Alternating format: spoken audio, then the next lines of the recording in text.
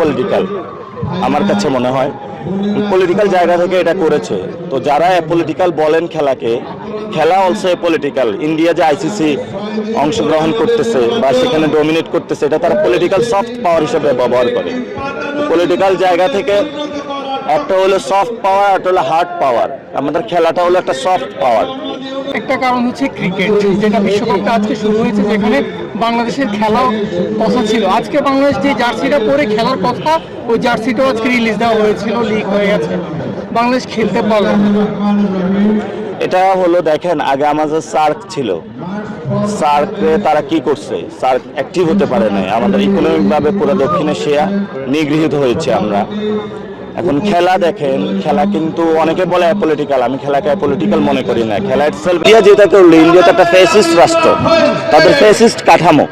তারা কখনো মুসলমানদেরকেও ভালো রাখতে পারবে না, এমনি সাধারণ মানুষকেও ভালো রাখতে পারবে না, এবং বিশ্ব মঞ্চে তারা কোথাও জায়গা পাবে না এই ধরনের অসভ্য চরিত্র নিয়ে। আমরা মনে করি তারা একটা সিভিলাইজড কান্ট্রি হবে।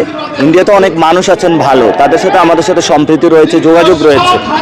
তাদের যে এস্টাবলিশমেন্ট, এটা ঠিক না, এবং এটারই এক্সটেনশন ছিল শেখ হাসিনারটা। তো এই এক্সটেনশন যদি আমাদের আবার তারেক রহমান ধরেন এবং এগুলোর মধ্যেই থাকেন, তাহলে তো প্রবলেম। এই এক্সটেনশন আমরা বিদায় করলে ইনশাআল্লাহ ভবিষ্যতে বিশ্বকাপ বাংলাদেশে অনুষ্ঠিত হবে, যেখানে সবাই আইসা নিরাপদে খেলতে পারবে। আমরা তখন ইন্ডিয়াকেও খেলতে দিব। আমরা তো ছোট লোক না, আমরা বড় লোক অনেক। আমাদের এই কালচারগুলো যারা আছে, অথবা সেইখানে আমরাও আমাদের জায়গা থেকে সক্রিয় হওয়া উচিত। আমাদের দেশে অনেক খেলা আছে। আমাদের জাতীয় খেলা কি? হাডুডু।